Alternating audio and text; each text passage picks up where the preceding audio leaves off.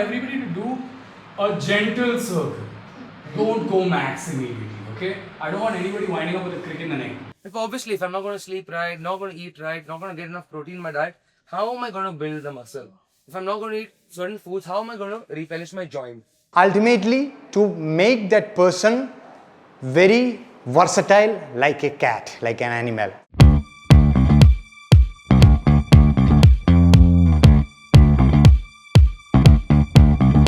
Hi guys, I'm Wesley Maciel. Namaste, my name is Zameel. Hi guys, I'm Viren Vijayakumar. I'm a calisthenics coach. I've been training people for around 6 years now. I'm a calorie instructor and also a sports physio. I am a strength conditioning and rehab coach.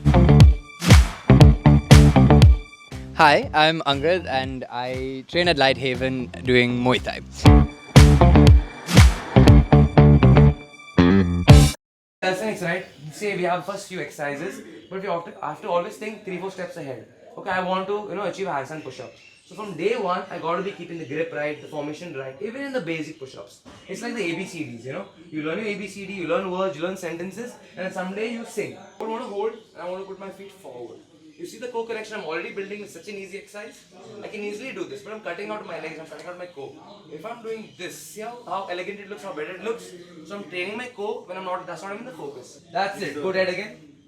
Again, go down and pull. So we've done pull-ups. We also tried doing different type of push-ups, so the scapular push-up. But now we're working on how to do pull-ups if you can't do a pull-up yet. It's cool because all of these exercises I've done before, but the way we're breaking them down now, it feels like an entirely new exercise because I'm focusing on each different point of my muscle, holding my core, and I'm not just trying to do as many reps as I can, but now I'm focusing on doing the rep, even if it's just one rep, but fully controlled, and it's good for me to experience this. So this is an active pull-up where I don't go dead and I keep doing pull-ups. But I like to go dead, I like to pull. I like to go dead, I like to pull. Now I'm going to Kalari. Now I'm following you, go. We don't focus only on flexibility. We don't focus only on strength training. We focus on elasticity, okay? A human being needs elasticity, like the bungee rope, got it? If you throw, you have to pull it back, okay? The tension, retention. This is what we need is. Heel up, down. Yes. Heel up, down. Now comes the animal postures. And in Kalari, there are about 8 animal postures. Here, it goes like this. Left forward. Right forward, left forward, right forward, again. Left leg forward, horse. Extend, keep your spine fluid, don't stiff it. Slap down, right forward. Feeling good, did Kalari. I'm very interested now in continuing it, and I will try to continue it after this because it's a very different style of movement to anything I've ever done. It's working with animal movement, it's working with the ground a lot more than I'm used to. It's completely different idea, and there's a lot more to think about than in, say, other martial arts I've done when it comes to thinking about how your actual body parts function, how they connect to each other, how they work with each other, and I've liked it a lot. I'm very grateful for the experience. Now I'm going to strength training, rehab, and injury prevention. The first thing that I want to introduce to you is this concept that it's called anti-fragile. The idea is that when you train, when you do anything, you want to make yourself strong enough that you don't break at the first sign of actual resistance, whatever it might be. Now, how does that make sense? In the sense that suppose you've had an ankle injury at some point in your life, okay? Your chances of re-injuring that same ankle again and again are exponentially higher, okay? Anti-fragile's idea is that when you work with me or you work with someone who subscribes to that ideology, we want to take you to a strength level where you cannot hurt that ankle again. You might hurt the other one because this one is too strong now, okay? I mean, that should not happen, but that's the idea.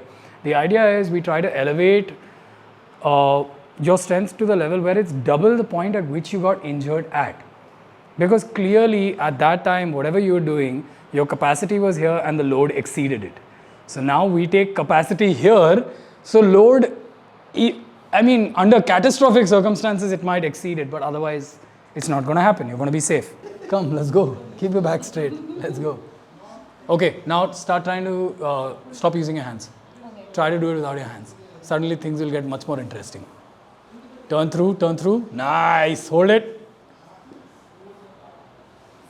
And you guys will very naturally tend to travel forward, so don't be surprised at it. It does happen.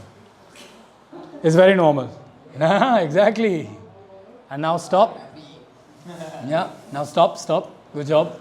Now we're just going to add a little. I just finished training in the workshop and I feel, well, a bit sore, a bit tired.